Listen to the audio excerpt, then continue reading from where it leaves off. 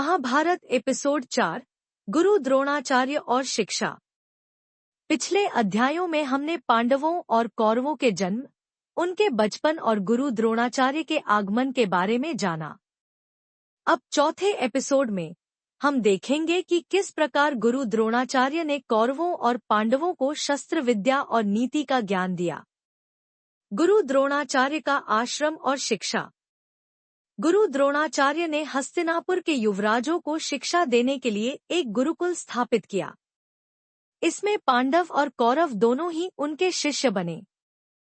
द्रोणाचार्य सभी छात्रों को समान रूप से शिक्षा देने के लिए समर्पित थे, लेकिन उनकी विशेष दृष्टि अर्जुन पर थी। अर्जुन की प्रतिभा और गुरु द्रोण का स्नेह। अर्जुन अपनी लगन और परिश्रम से सबसे कुशल धनुर्धर बनने लगे।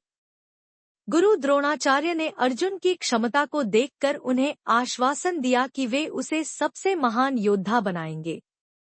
एक दिन जब अर्जुन ने देखा कि एकलव्य नामक एक आदिवासी बालक ने भी धनुर्विद्या में निपुणता प्राप्त कर ली है, तो वह चिंतित हुआ।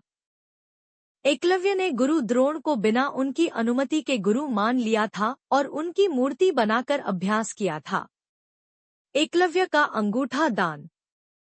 जब गुरु द्रोण को एकलव्य की अद्भुत धनुर्विद्या का ज्ञान हुआ, तो उन्होंने उससे गुरु दक्षिणा के रूप में उसका दाहिना अंगूठा मांग लिया। एकलव्य ने बिना संकोच अपने अंगूठे का बलिदान दे दिया। इससे अर्जुन को अपने सबसे बड़े प्रतिद्वंद्वी से मुक्त होने का अवसर मिला और वह द्रोणाचार्य का सबसे प्रिय शिष्य बना रहा। कर्ण और शिक्षा में भेदभाव। कर्ण, जो कि सूत पुत्र था, धनुर्विद्या सीखने के लिए द्रोणाचार्य के पास गया, लेकिन उन्होंने उसे शिक्षा देने से इनकार कर दिया। इससे कर्ण बहुत आहत हुआ और उसने परशुराम से शिक्षा प्राप्त की। निष्कर्ष।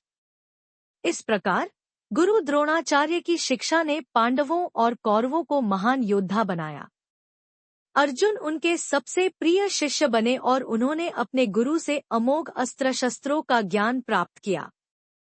इस अध्याय में गुरु और शिष्य के संबंध, शिक्षा में भेदभाव और नीति की विभिन्न घटनाएं देखने को मिली, जो महाभारत की आगे की कथा के लिए महत्वपूर्ण है।